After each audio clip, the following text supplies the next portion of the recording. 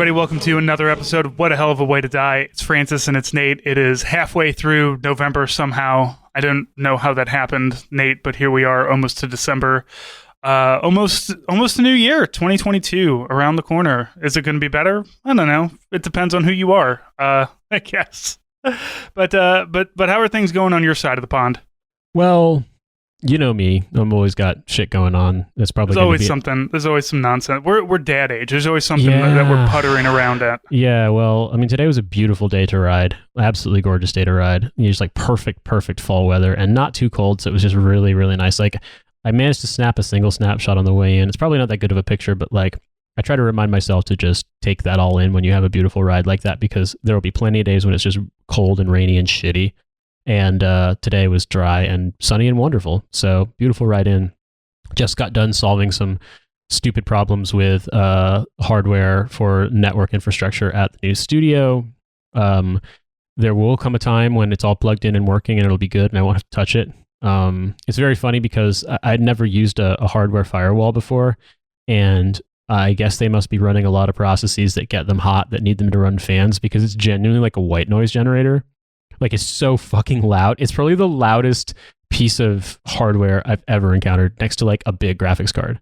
Yeah, the reason why server rooms are generally tucked behind 3 doors in a tiny room full of a lot of air conditioning is exactly because of that. Because like my server room at my office here in St. Louis is tucked away behind a couple doors. It's like very centrally located on the floor of the building that we're in, and like you open it up and it's just you're just constantly assaulted with noise, and there's not that much in there either. There's just there's some servers, there's some routers, there's the phone stuff. Like it's not a big room. There's not a lot of stuff in it, but it is very loud. And you've got one thing that does white noise machine. Now add like 15 more, and you have the hell that is being a network engineer.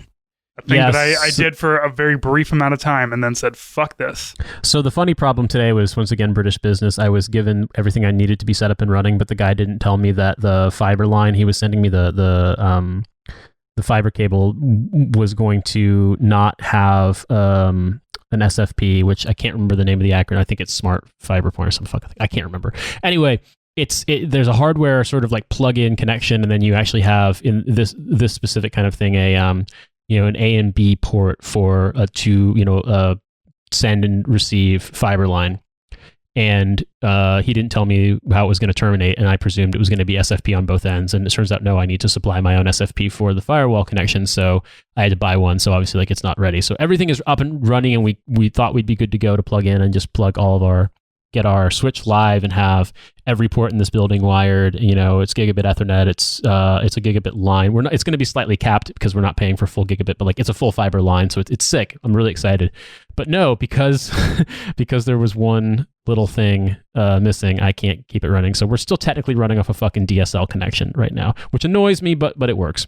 I mean, at least it's not something like where the British have some like strange, like, no, this is actually a termination that was invented during the Magna Carta. Strangely enough, 1500s, they invented this technology to terminate a thing, and you need to dig one up from or steal it from the British Museum. Because it always seems like when you go to a different country, they have like when I went to Iraq and all the plugs were different, and I'm just like, I can't deal with this. I don't understand it. I think England's the same way. It's got those double hole plugs instead of the double slot plugs like we have. Well, I will say that there is one thing that the British can be nationalistic and patriotic about, which is that they have probably the safest power plugs in the world. Really? They're actually genuinely really amazing. They incorporate a bunch of safety features that other countries have, but they've basically got all in one. And it's actually genuinely incredible. I'll give you a brief explainer. The way they're built, the ground plug is longer than the live and what's it called, neutral plugs. And so the ground plug controls basically a spring-loaded shutter in the socket. So unless you are jamming something into the ground plug, you cannot open the shutters that allow the neutral and live to come through. So they're basically little kid / fork proof. Now, I wouldn't necessarily want to just let my kids run fucking rampant with them, but they are. You can't jam a fork and electrocute yourself in that without being really determined, and also basically using a knife and a fork. If you manage to pull it, what's it called? Pull it out slightly. Plugs come safety rated where they have insulation up to a certain like measurement on the pins. So even if it's slightly unplugged, if you touch it, it's still insulated, as opposed to being just bare metal. Right. The ground plug in sockets comes with a longer cable. So if you ripped the cable out and it damaged it, the ground would be the last thing to go because it's got slack inside the plug. And as such, that means it stops it from shorting out or makes it harder for it to short out. And every plug has a fuse built into it. So you can open the plug up and replace the fuse if you need to. Sometimes they have little, like almost like a battery port, but you can pop it open and put a 13 amp fuse in. So if it overloads, it can trip the breaker, but more often than not, it'll blow the fuse on the plug, and then the plug can't work anymore until you replace the fuse. So that is another safety measure built in. And it's really weird. This is not going to surprise you at all. There are two reasons for why they did this. Number one, the reason why they wanted to have every plug be fused was because there was a copper shortage in this country at the end of the war, and they didn't want to have every single power socket have to run to the breaker. So in a lot of places, what will happen is a room will actually have every socket will be on a ring loop, and it's like they basically connect to each other, and then they connect at both ends to the breaker. And that stops you from having to run like, a spider web of a bunch of different lines. But another one was the guy who was the first director general of the BBC said, like, let's come up with a new plug to standardize plugs post-war. And they made this design, and this is the one that stuck. He was also a huge Nazi. I'm dead serious. Not only was his name was Lord Reith, and not only was he a huge Nazi, but he went out of his way as the first director general of the BBC to keep Winston Churchill off the radio in the pre-war, before Winston Churchill became PM days, because he's like, he talks Hitler down too much, and I like Hitler so much because Hitler's marvelous efficiency disciplines the workers, and I wish we had that in Britain. I'm dead serious. Well, look at him bringing marvelous efficiency to your electrical work it's there. very strange. Like, Britain is a frumpy, low stakes, annoying country in a lot of ways, but it genuinely has also typically every socket in Britain has a power switch on it as well, so you can turn the sockets off individually. So you genuinely, like, you have a lot of safety features built in. The only really annoying thing is the plugs are big, and they have a tendency to it hasn't happened to me, knock on wood, but when they fall, they typically fall tines up, and they're fucking big ass plugs. If you stepped on one, it would hurt the shit out of your feet. Genuinely, they are big plugs, but they're really safe. Hold on, Nate. Before we keep moving, I just need to say it's like Operation Paperclip, but with an actual paperclip shooting you across the wall. There you go. Go ahead. I didn't want to get too far away from me being able to make a Nazi joke here, but I'm pretty sure you saw those plugs, because in Iraq they have like a bunch of different kinds, and they've got the British ones. I know Kuwait has the British ones pretty much uniformly. So does the UAE. Yeah, we had them in the barracks that we lived in Iraq. We had them, but we also, and they were all 220 as well. So we had to be careful about what we were plugging in. And like most electronics, like from America, are rated for 220, like laptops and stuff. But the problem is that while it's rated for it will be perfectly fine with a 220. Like, it does kind of electrify the chassis of the laptop, or at least it did back in 2009. Right. So I would be plugged in and, like, sitting on my bed or whatever, and just, laptop in my lap or on the end, just typing, and, like, your wrist kind of rests on the edge of the laptop, and you would move, and I would feel like static electricity. Like, it wasn't like, jolting, but it was constantly like you would move a little too much, and just your wrist would be constantly getting shocked. That's so funny. Yeah, it was just a weird, and it's only because it's a 220. When I plugged it into a 110, never had those problems. So I don't, maybe it was just that, but also there were, Afghanistan was a couple of. I was staying in a room. I was a specialist. I was staying in a room with a bunch of. I think the next lowest ranking person was a major, and there were like 4 or 5 of them. So of course I had to do all the shitty bitch work in there. And one of them's just like, "Hey, can you crawl underneath the bunks here? There's an outlet down there." And we're in Jalalabad, I think. He's like, "Plug in this surge protector, right? So you can have multiple outlets. Plug it in, you get 6 outlets. I plug that thing in, it starts shitting sparks all over me, because it was not rated for 220, and it turns out when you plug a 110 into something that is getting twice as much voltage, it will just shit sparks all over you, and it'll melt the cables. It's really funny. One thing that I did manage to make work in Afghanistan was, I'm pretty sure Afghanistan was 240. I can't remember, maybe 220, but I think it was 240. And almost everywhere I went was on generator power. In fact, the only place that wasn't on generator power was still on generator power. It's just that there was like a, physical plant on the fob. Right. So you didn't have a generator outside the building, but there was a generator running because there was no grid. And I managed to try this out, and I don't recommend this, but it did work. If you run an American 110 volt rated kettle, like electric kettle to boil water on 240, it boils some water fucking fast as hell. Just gonna tell you. Now, I don't know how safe it is, but it works. And this being Afghanistan, where stuff like that was so valuable that some of the Afghan police guys had one that was broken, and they just took the heating element out of it and wrapped it. They insulated it with, and I'm not joking, yellow and green plastic shopping bags, like the little flimsy bags you buy in the bazaar, when you buy a bag of pistachios, wrap that around to kind of insulate it. And they would just take a metal tea kettle you'd put on a fire and jam this heating element, purloined heating element, that's been saved from a broken electric kettle, and they'd boil the water that way. Did they put it in the water? Yes, they immersed it. Now, they didn't immerse it all the way, but they immersed the heating element at least. What does the plastic do? How did that not melt? I have no idea. idea. And that's the ingenuity of people in Iraq and Afghanistan. Every time I hear one of our dipshit pundits here in America talk about being a man and doing all this manly shit and being a provider, and it's man, could you take a broken electric kettle and then still make chai with it somehow using plastic bags and a lot of ingenuity? Probably not. But this fucking ANA private certainly can, and we're gonna have tea, and maybe he'll die today, maybe. But at the end of it, we're still gonna have tea, so it still works out. I remember, if I remember correctly, it was on a different. Either the plug was broken, or it was from a different plug. Because Afghanistan and Nepal is this way too. You'll get a big mixture of stuff. They have the old Soviet plugs, they have European Shuko ones. You kind of get what you get in a building, in whatever.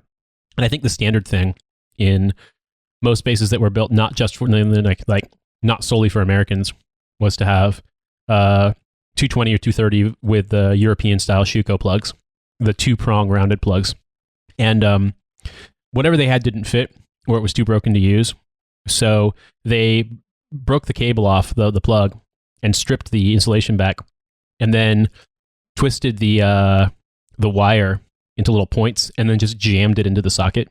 That's the good shit right there.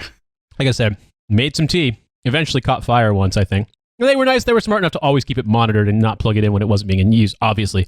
But there was an extent to which you were just watching this and you're like, I really, really admire your ability to just solve problems, but it doesn't have to be this dangerous. It doesn't have to be this bad. You know what I mean? That's an American thing, though. It'd be look, I can get another electric kettle. It's yeah, you're American. Of course you can. I'm sure you got electric kettles all, just laying on the street all over the place. Iraq, Afghanistan, they gotta make do with what they got. So, shout out to those guys, almost killing themselves and us at various times with their insane inventions. Yeah, well, we're going to talk about something slightly different today, though. We wanted to talk about a story that crossed our news desk, if you will, because it certainly showed up in my Twitter feed. Yes. So this is from Army Times. Headline: Colonel punished for shoplifting shoes at Kuwait PX. And the text reads: A colonel deployed to Camp Arif Jan, Kuwait, received a formal reprimand in recent months after an inquiry found he stole a pair of shoes from the post exchange. Army officials confirmed. The unnamed colonel received a permanent general officer's memorandum of reprimand, and his administrative punishment, also often considered to be career-ending. The officer was assigned to the Army Reserve's 811th Hospital Center, which played a critical role in providing medical care to thousands of Afghan evacuees. According to Military Justice Summary posted to Reddit, the senior officer pulled a classic shoplifting trick. He put on a new pair of shoes, placed his old shoes in the box, and he put the box containing his shoes on the shelf before walking out of the store. It's not clear from the report or from a statement provided to Army Times from the 1st Theater Sustainment Command how far the colonel made it in his new shoes, nor is it clear when or how he was caught. Now, we got to talk about this Gomar that was apparently put out, because I've never seen a colonel get dragged this hard. Like, it's so this is from Reddit. It says people say ossifers don't get reprimanded enough for infractions they commit. Here's some great examples of play stupid games and win stupid prizes. And the one for this one is: a colonel was reprimanded for stealing a pair of sneakers from Camp Arifjan Post Exchange worth $45. The service member placed the pair of shoes that he was wearing in a box and then wore the new pair out of the store without paying. The Gomar was filed permanently to the colonel's military human resource records. For a $45 pair, he was getting New Balances too, because he's a colonel. He's an old dad, and that's all we wear are New Balance shoes because they're comfortable and they make financial sense. Except for when you're stealing them. Like, if I was going to steal shoes, I think I would go with something a little bit more expensive. I mean, if I'm going to risk stealing shoes, I think I would steal something nicer than a $45 pair of shoes, but that's just me. It's funny because I've seen these Gomar sheets before in Afghanistan. I mean, if you look down this sheet, you can see a major was reprimanded for a violation of the Task Force Sinai alcohol policy. He served alcohol to soldiers in a prohibited location. The captain was reprimanded for improperly destroying 2 SIPR tokens belonging to other service members. The captain destroyed a token left behind by a soldier rather than turn into G6 as required, plus another token, mistaking it for the one left behind. Wow. Well, that's... I don't know about SIPR tokens. What is that? I'm not 100% sure, but I think that it might be like some kind of a key that you would use, like an encryption key or something along those lines. That makes sense. They would be considered like controlled items, Yeah.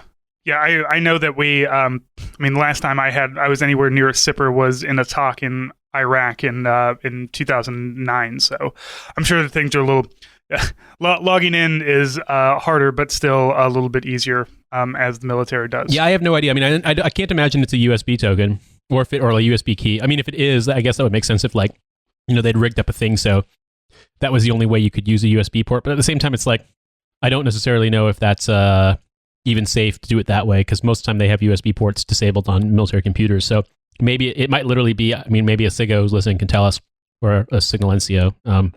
But it might just be like the key thing that gives you your 6-digit code or something like that to log in. Yeah, I don't the really rotating know. 6-digit code. It's some one way or another. It's a breach of security. So really fucked up by taking those from soldiers who left and then just, I guess, stomping them, throwing them in a burn pit or something.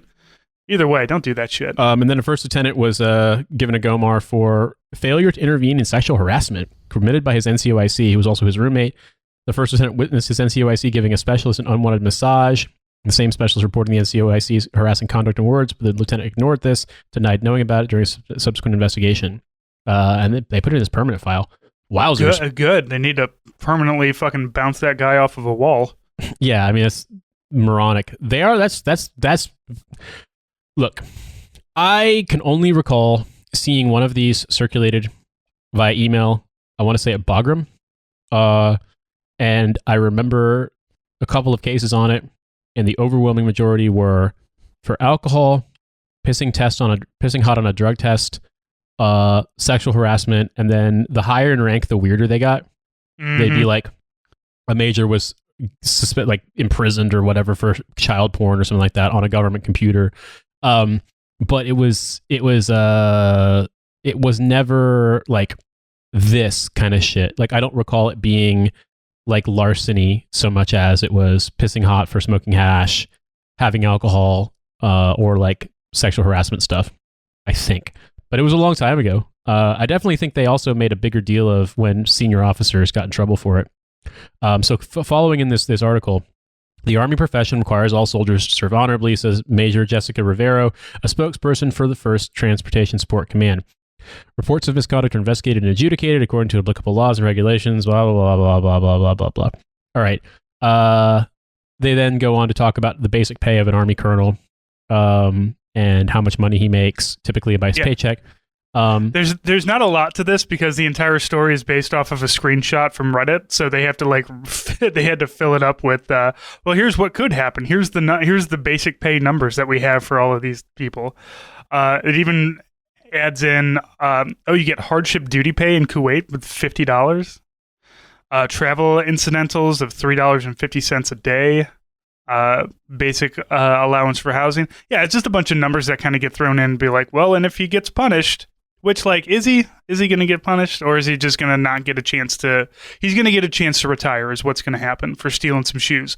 Which, like, I don't know, compared to like some of the things that I've seen people get to just retire from, like stealing some shoes is kind of low on the list. But like, that's like if you're going to be an 06, you need to be committing 06 crimes.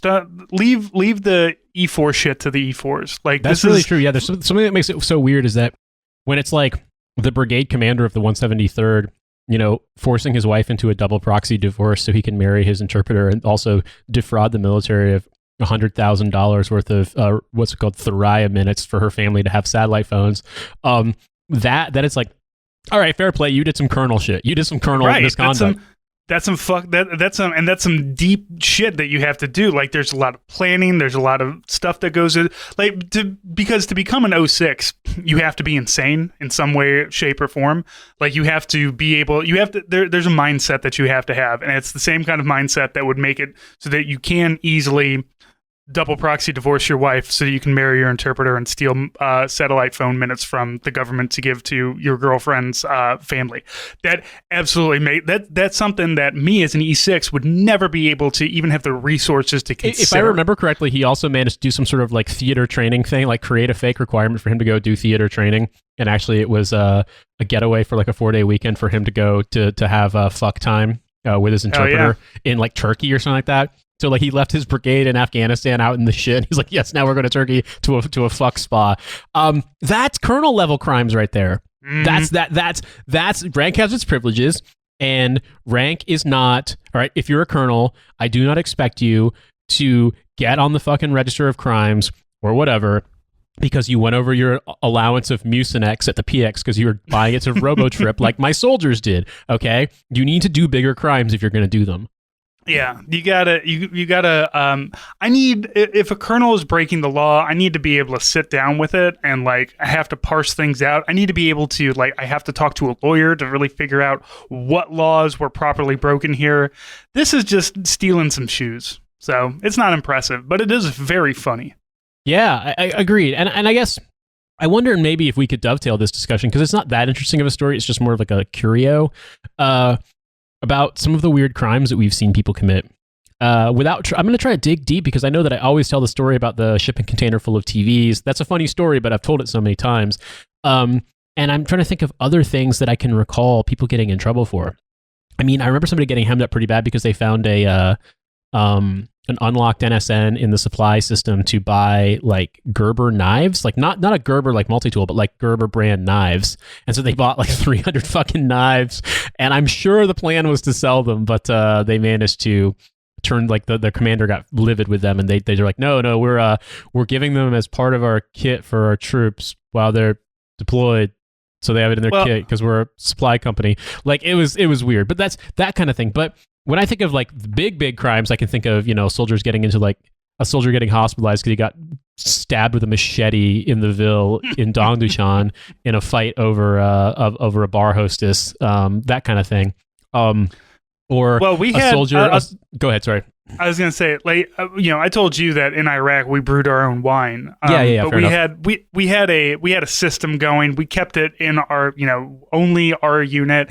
We paid off our officers with a bottle of our hooch and whatnot. So like we were smart about it, and also we didn't get like really shit faced. But then we heard about a couple of officers, I think 2 captains, who'd set up a full-on like mash still in their room, and these rooms are not big.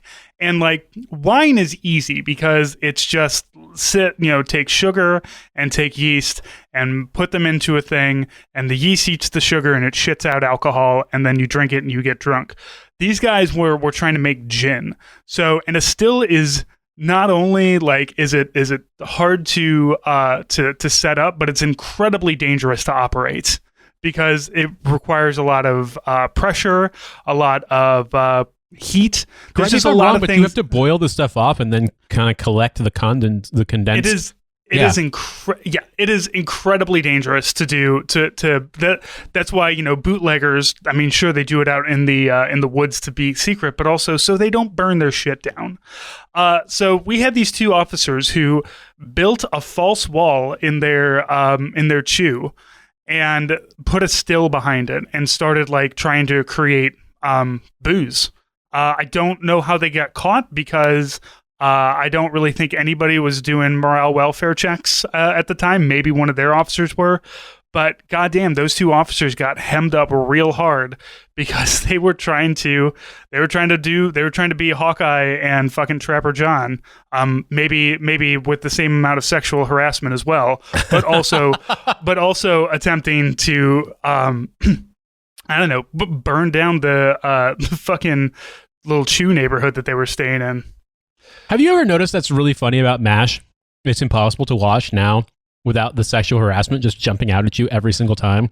Well, did you watch, or I made Joe and Carrie watch the MASH movie. Joe had never seen the movie, and it is a difficult watch. I've never seen the movie. I've watched the whole first season. I watched it in Korea. I had to download like torrent, the like non-laugh track version, but I was taken aback by how much like, damn, how you doing, toots, kind of stuff, like level of... The movie is so much worse. Like the TV show will have like it has a little like nostalgia for me because I didn't have cable, so MASH was always like the thing that came on after Saturday morning cartoons were done and everything.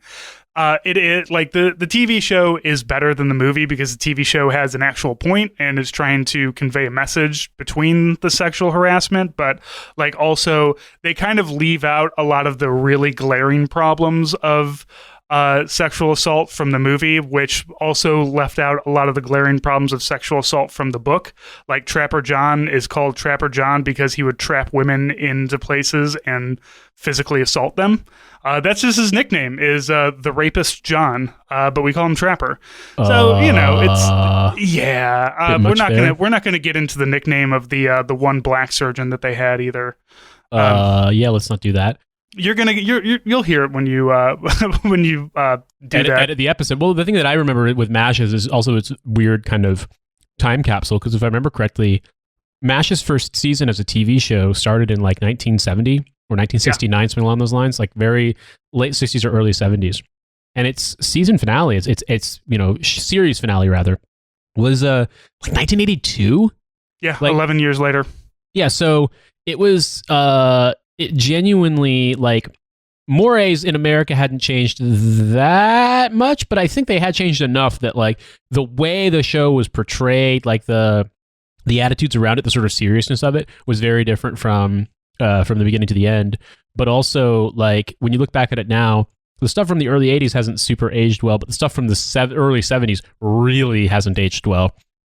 And that doesn't mean you shouldn't watch it. It's just one of those things where you're like, yeah, this is what was funny back then. Like, my take has always been, because I'm a big fan of watching, like, old movies, like weird movies that are kind of like forgotten but of their time. I have a soft spot for stupid 80s movies like Porky's.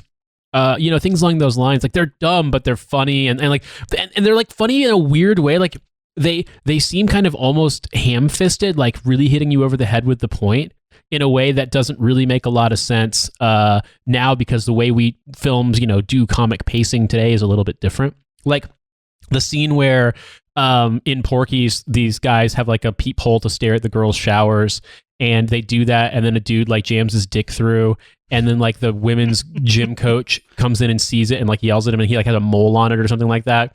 And she's like, I could recognize She snatched it. She grabs it. Yeah. And then she's like, I could recognize that. And the guy's like, the principal and like the assistant principal just laughing their asses off, like, oh, we're gonna have a lineup, and like they just make fun of her for even suggesting that they would identify who it was. And then as they're just cracking up and losing their mind, like the camera pans to a photo of President Eisenhower just like smiling at them. And it's just like, I don't know what kind of statement they thought they were making about like, the good old days, the 1950s. But it's just very, very different in the way that it would be paced versus nowadays, I think. So, that kind of stuff. I mean, even the movies from, 15, 20 years ago, the comedy stylings of the Will Ferrells and Paul Rudd's, back then, you know, all that stuff I actually looked up, I'm like, what are the top comedies of 2021? And I know that we're in a pandemic and everything. I know things are kind of slowed down, but like movie wise in the last like 5 to 10 years, there really hasn't been a whole lot of that like slapstick kind of genre of comedy. Yeah, fair enough. Whereas like when we were old enough to be in university, like God, that was you know, stock Wedding and Crashers, trade. Grandma's Boy. Everyone was being annoying and quoting those stupid movies and watching them over and over again. Yeah, like Grandma's Boy. Was it Van Wilder? Fucking Borat. Oh God, yeah. I look back at this. I mean, like you said, I don't necessarily. I'm of the opinion that I think that these things can be useful and can be interesting and still be entertaining as call them historical documents and whatnot. And I'm not of the belief that you should never watch them again. But I do think that it's fair to, you know, point out like this is stuff that was treated as sort of, oh no, no exceptions need to be made, no provisions need to be made for this potentially being, you know, just cruel and punching down and stuff like that. That was sort of what was considered your standard comedy trope, and that, you know, in the decade plus that's passed, like our sensibilities have changed, and we look at it now, we're like, ugh, that's a little bit weird. And, you know, you go back 30 years, even worse. You go back 50 years, way worse. You go back 100 years, you're like, why is everything so racist? And I just... this is why I kind of wanted to, like, I enjoy watching action movies of the 90s because it's like the only time capsule movie where it's not racist. Like, at least not outwardly racist. Unless you're watching True Lies, and it's like, we're really racist against Arabs, and basically we Arabs are just mad and insane for no reason, and terrorism is just guys who are mad about shit and just want to commit murder.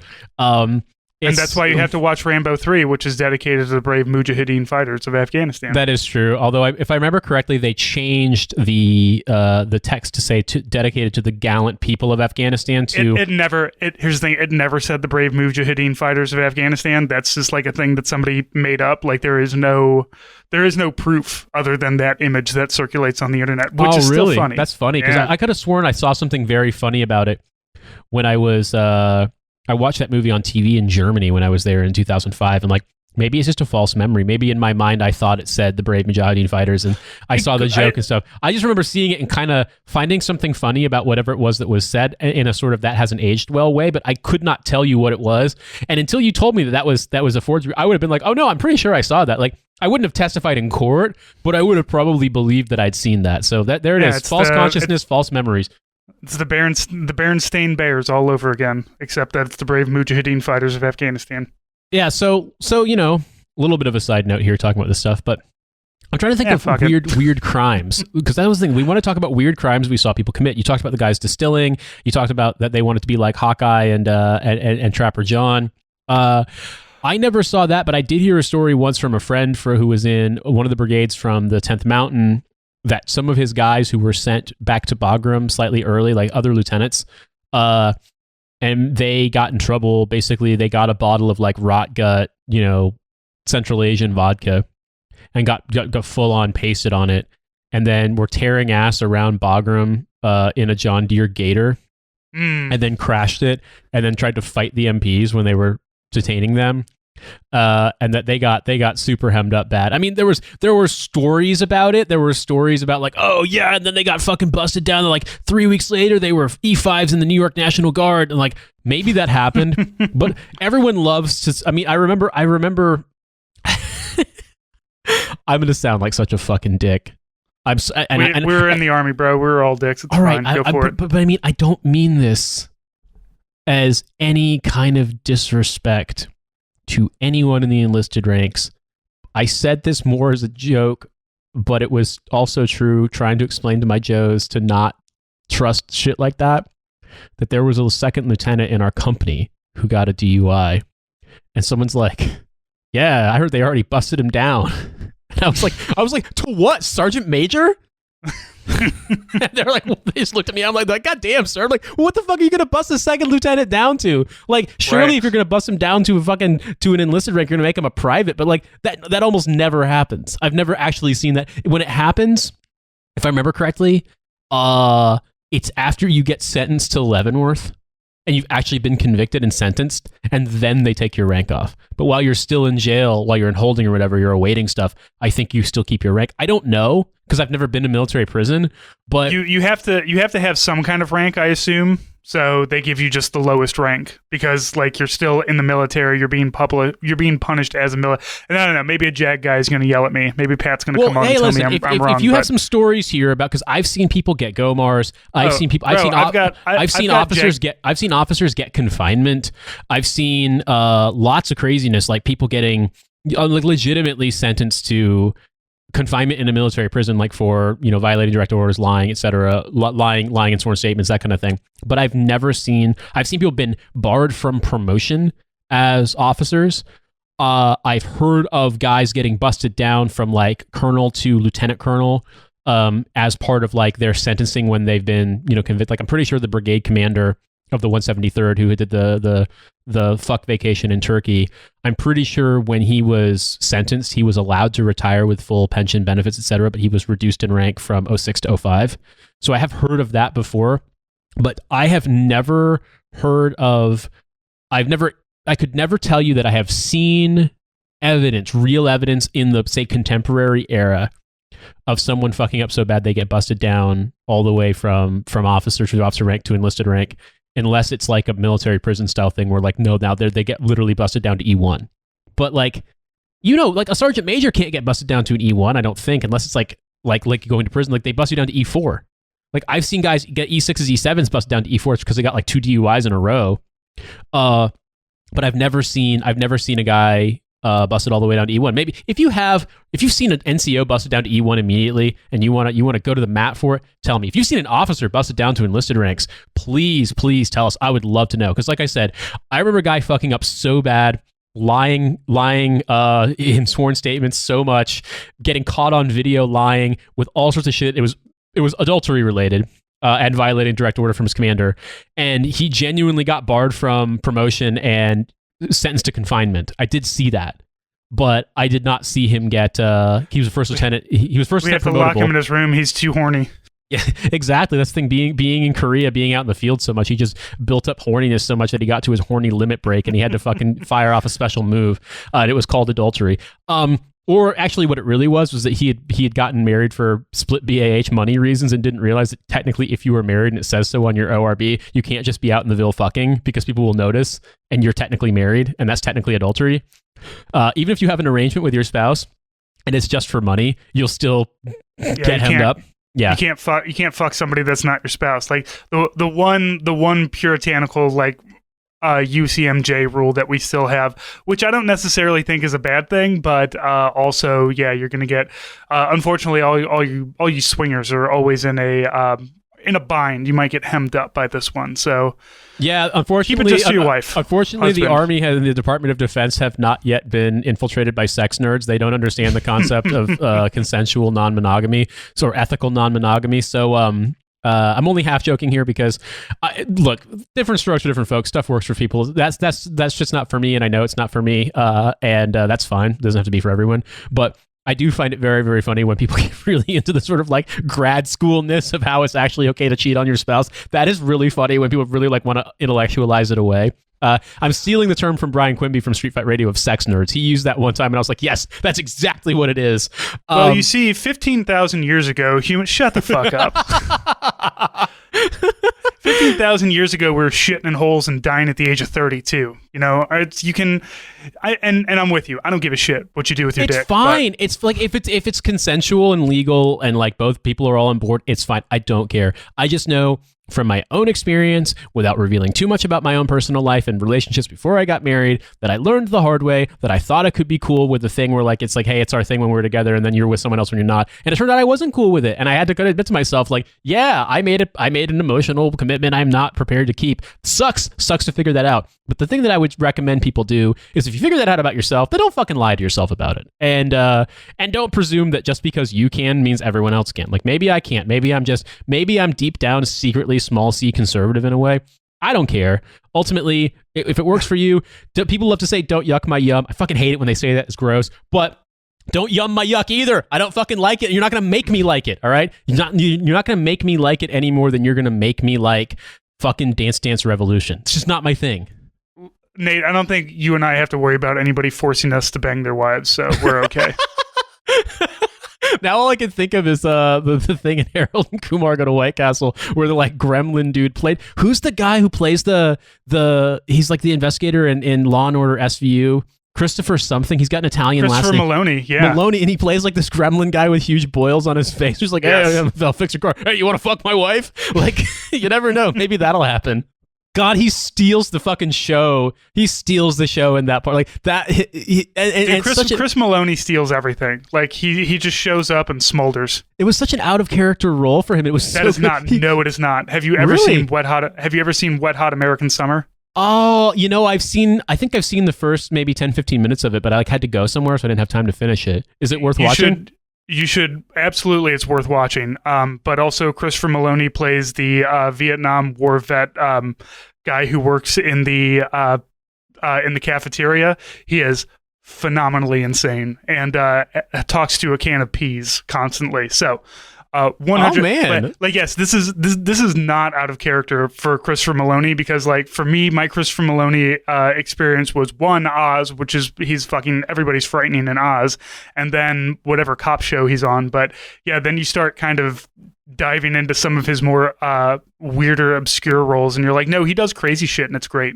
You should definitely like he's doing the thing now like Ice-T is doing where it's just like I'm old and I'm tired and I've just settled into this thing that makes me money and I can just show up and do the thing, say the words, make the face, and then go home and get $1 million per episode.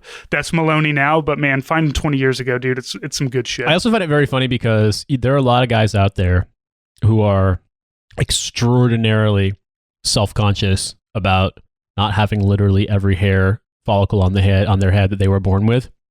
And you look at a guy like Christopher Maloney, who's very obviously got a receding hairline and like some crown thinning on the top, and girls lose their fucking minds about him. Like that photo of him in like the tight khakis or whatever, with like just a very, very plentiful ass. People were losing their absolute shit about it. And it was just like to the point where, I saw more thirst over those photos than I'd seen in a really long time. And I realized the pandemic made a lot of people horny, but folks were thirsting like never before. And it's one of those things where it's like, all right, once again, not a one size fits all solution, but my man's in shape and doesn't really care about being slightly balding. And it does not seem to affect him in any way whatsoever with being attractive to basically literally everyone on this planet. So you know what? Man, he's got the confidence of a man who doesn't have to give a shit. We should all be so lucky. The sad thing was, sad. It's not unsurprising that basically he gave an interview for some magazine. It was actually like pretty cool. It was sort of like a magazine aimed at sort of, let's call it like feminist-ish magazine sort of thing for women, young women. Like, let's say, I presume their target market would be women under 30. And they asked him his opinions on a bunch of things and talking about like, his life and the roles he plays and working out in that photo. But he did also be like, oh yeah, I know it's not the popular thing to say, but I have nothing but respect for the cops and I've only had positive experiences with them. I was like, no. Look. Does that surprise me? Not at all, but still. Let's all just go back to not giving a shit what entertainers have to think about things. Like this is the downside to the internet is that I'm constantly like being told like, oh, you like this person? Well, here's a thing about their politics you don't like. It's like fucking I don't. Stop, man. Can I just please enjoy Christopher Maloney for a minute? Ignorance is bliss in these sorts of things. There's a lot of situations where it's better to not know because once you know, then you can never not know. And, right, and then you gotta like pretend to care, or do have, or always have the thought in the back of your mind, even though like, okay, you can still enjoy their art, etc. But you're sort of like, like I love Roxy Music. I fucking love Roxy Music. Brian Ferry is the biggest Tory on the planet. He's such a Tory that like his son, he refers to his son as a political prisoner because his son went to prison for assaulting someone who was trying to sabotage a fox hunt, because Brian Ferry's entire life revolves around fox hunting now, which is like the most Tory thing you can do. He lives in like a gigantic palatial fuck off estate in the north of England, and he has a huge house in London, and I'm sure he's got some place in like the Mediterranean or something. He's just a rich Tory, and it's awful because like their music is so fucking good. I'm consistently blown away by how good Roxy Music is. And it doesn't surprise me that a guy who got balls money, who went to art school in the 70s in London, turned into a right-winger. But then again, his former bandmate, musician and producer Brian Eno is not only extremely left wing, but I know someone who canvassed in Kensington and Chelsea in the 2019 election in support of Jeremy Corbyn, and when he led the Labour Party, Brian Eno showed up just like work the canvassing with them, like go door to door. Like Brian Eno's that legit. So it's not a foregone conclusion that you'll be a right wing shithead if you get money. So let that be the lesson. I really got off topic here because I'm so brain dead from all the shit that's been going on. And Milo brought down a burrito that I just mashed on while you were talking. And so now I'm like in this weird energy mode, and I could probably do a double episode if we had time. No, you're fine. This just talking about military crimes, the fun petty crimes of the army are really like this colonel obviously needs to be hemmed up just because it's a dumb crime, but man, I've just I want our privates and our specialists to be able to fuck up without really fucking up their careers. You really can't do that as a colonel, sadly. He should have done what the generals did and just carried on an affair with a reporter who's writing a glowing review about who you are. I did find it very funny that my soldiers kept getting in trouble for robo-tripping because when you bought anything at the PX or the shop on Camp Casey or in Korea in general, you had to scan your ID card, and you had like monthly limits on what you were allowed to purchase. And they would invariably get in trouble because they'd forget to keep count of how many boxes of Mucinex they were buying. And it's like it's like, guys, literally like you can drink there, right? Not if you're under 21. Okay, but I mean, if you're a normal aged person in Korea, you can go for a beer. Yes. Okay, so there's no reason. These are typically privates under 21 who were Mucinexing it up. But yes, they. And for all of the people who talk about what heroes the military is, these are the privates that we get. Oh no, I had to be a summary court-martial officer or for a private who got in trouble for missing formation like 3 times and violating direct order, and then getting caught for fucking robo-tripping a bunch, lied about it, and then got drunk underage and went out in the Ville and kicked over some people's scooters for some reason. And yeah, he had to go to. I basically gave him the choice of losing his rank or taking confinement. He took confinement, but then his first sergeant was like, "Yeah, we're going to kick him out of the army." And I was like, "Well, all right, that works too. Whatever, that works too." Yeah, man. I mean, it was weird being the judge. Like they make you like you're a captain, or you're the judge now. You're the judge, it's so weird, dude. Like how does that work? Like you are basically you are literally.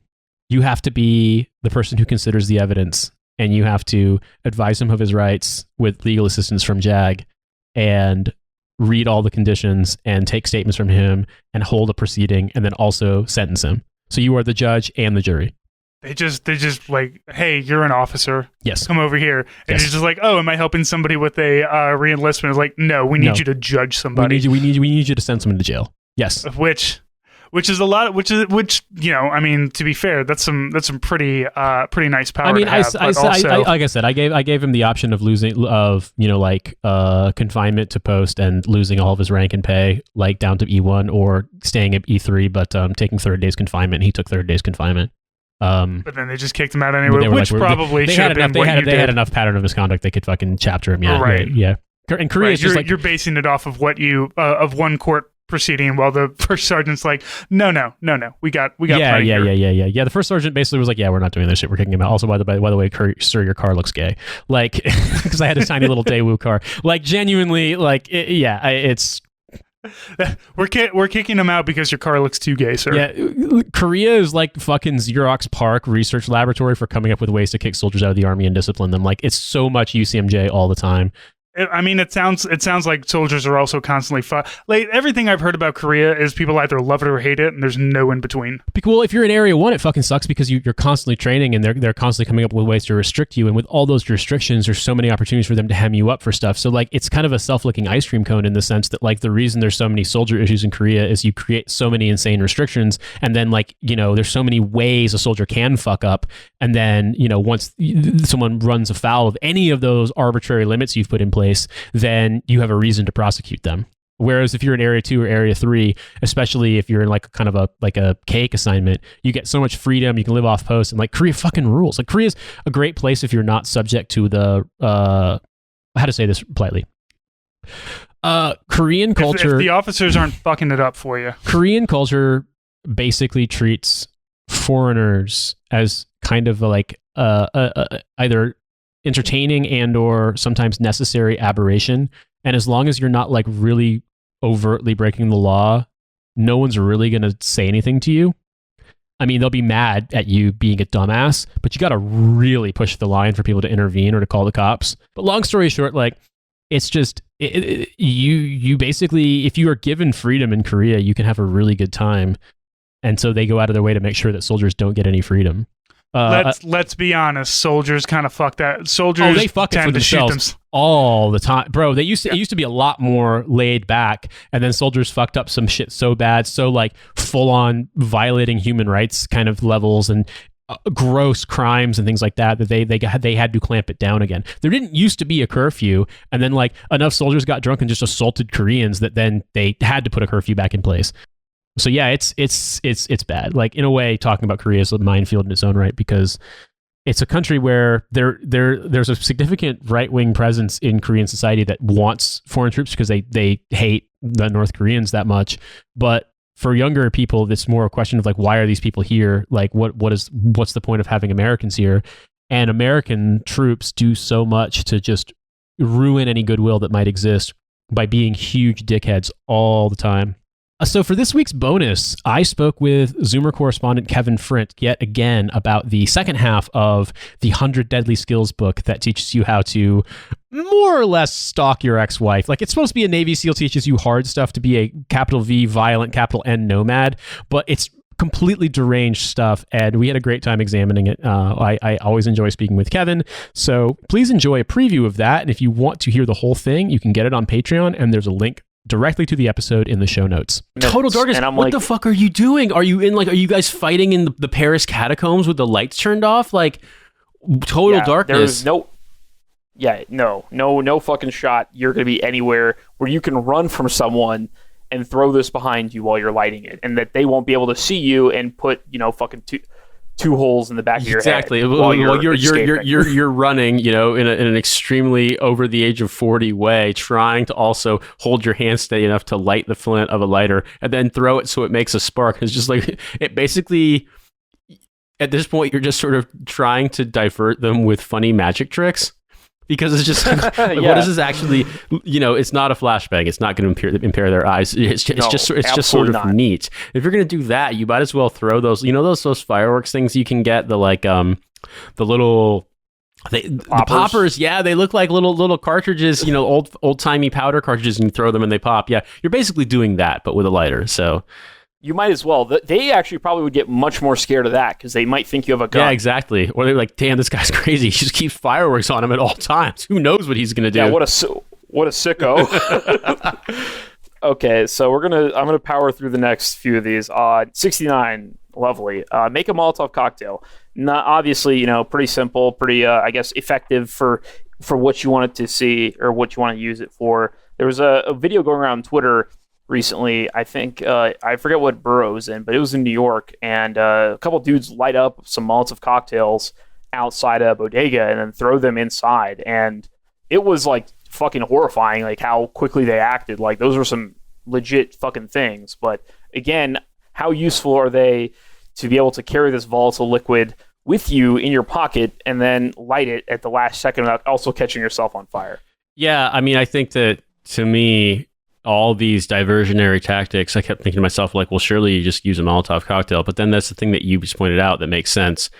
It's not like you can just be walking down the street like a normal person, with a glass bottle full of gasoline with some kind of soaked rag that's going to smell like gasoline in your bag and be like, nope, I'm just minding my own business. Like, exactly. Like, people kind of know you've come for a reason when you show up with a Molotov cocktail. So yeah, stinking like the gasoline. Yeah, exactly. So you know what? I feel like, okay, cool. If you're going to be a violent nomad in the sense that you're going to go run around doing anarchist shit, then cool. But like, this isn't really a subtle thing. Like, you can't keep a ready Molotov cocktail in the back of your truck. Now, I suppose you could. I mean, lots of people were filling up children's inflatable pools with gasoline for a while there, but I wouldn't recommend it.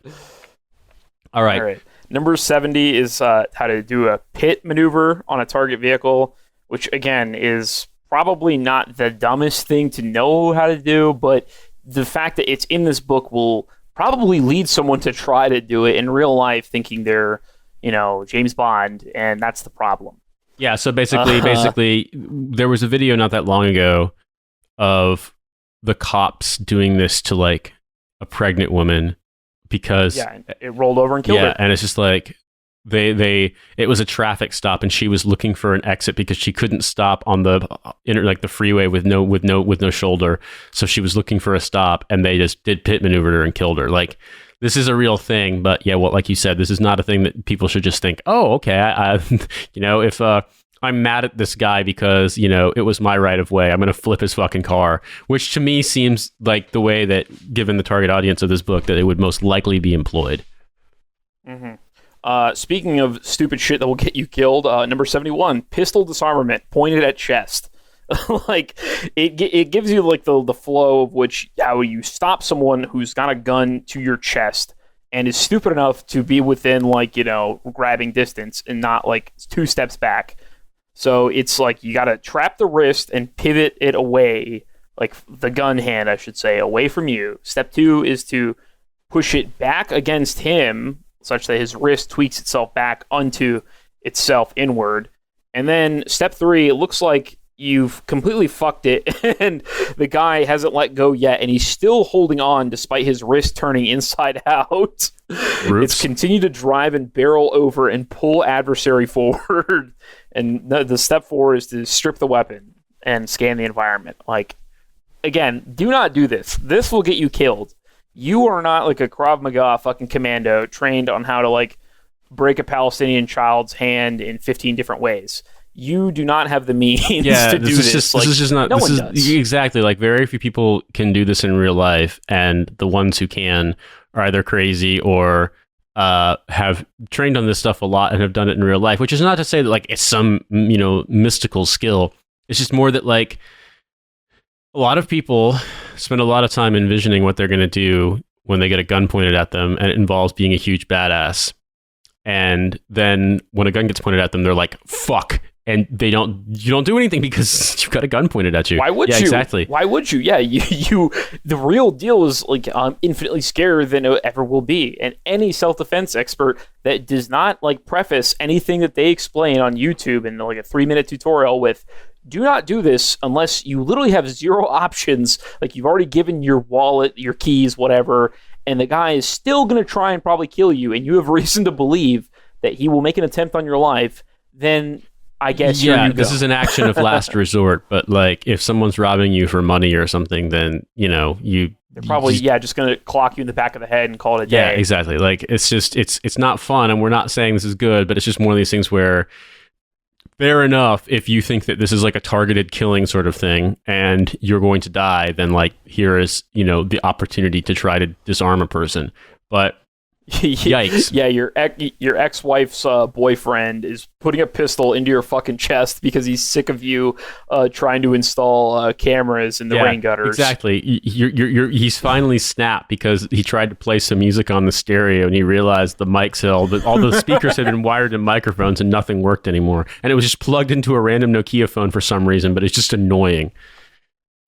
Number 72 is pistol disarmament pointed at back, which again, very, very dumb, very dangerous.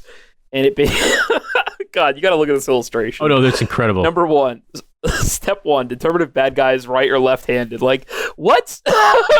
If you can look over your shoulder and the guy doesn't like immediately choose to fucking like kick you in the dick or shoot you, like he's not going to shoot you to begin with. Like, you can probably just stop at step 1. Step 1, determine if like look over your shoulder sneakily. And if he doesn't tell you to shut up or whatever, you probably can just slap him and take his gun. Just also, I love like the sort of hangdog expression on his face when the guy in the balaclava is pointing the gun at his back. He's just like, fuck, I knew they shouldn't have gone to this gas station in Belfast. I know the gas is cheaper here, but fuck. Yeah, it's a lot of these like fucking the victim photos or the guy he's beating up or shooting at is again either like a dude in like a like Middle Eastern style like headdress, dude in a balaclava, or a dude in like a military uniform, like that's supposed to be reminiscent of like a Central American or African or Eastern European dictatorship. It's just sort of like, what are you doing? How do you keep finding yourself in a situation where it's like a regular ass place and people are wearing ski masks? Like if I'm in a country and I just see a lot of people in ski masks, I'm gonna be on guard. Like I'm gonna leave. Yeah. I'm getting a ticket home. Yeah, exactly. It's just sort of like I feel like if you've gotten to the point where it's not balls cold and people are just wearing ski masks for seemingly no reason, like you're in the wrong place. Absolutely. Number 73, survive an active shooter, which I think puts an unfair emphasis on the fight aspect of it. It's like, yeah, it's run, hide, fight is the general mantra for active shooters in general, and also in this book. And it's moving from cover to cover, which again, cover is something that will stop bullets and like presumably hide you, whereas concealment is something that will only like mask where you are and not stop bullets. Yeah. And then apparently for the third act of the movie, you amass a guerrilla insurgency in the mall to fight back and destroy these guys in Middle Eastern garb that are running around with what looks like an AK-47. Cool. Yeah. I mean, a lot of people fantasize about this. And then once bullets start flying, they're like, get me the fuck out of here. So, yeah, like, shit, this is not cool anymore. Damn, fuck. So, however, if you do, because a guy's in the aisle of your train carriage being a dickhead with a gun and you beat his ass, then Clint Eastwood will make a fascist realism movie about you, where the libs are to blame somehow for immigration. Is that what he did with that? I don't know, but I assume so because he did the thing for fucking Captain Sullivan or Sully or whatever the fuck it's called, where it's like the enemy of the movie isn't the bird that brings the plane down, it's the FAA for some reason, the damn bureaucratic libs. Goddamn sons of bitches in their alphabet agencies. Yeah, exactly. Okay. All right, everybody, as always, you can follow me at Army Strang, follow Nate in these deserts, and follow the podcast at Hell of a Way. We got lots of bonus stuff out there. We got a shop. We got everything that you could possibly need or want, as long as it's a Velcro patch. We can deliver that for you. So thank you for listening. Thank you for all of your support. And Nate, we'll talk to you next week. Yep, have a good one.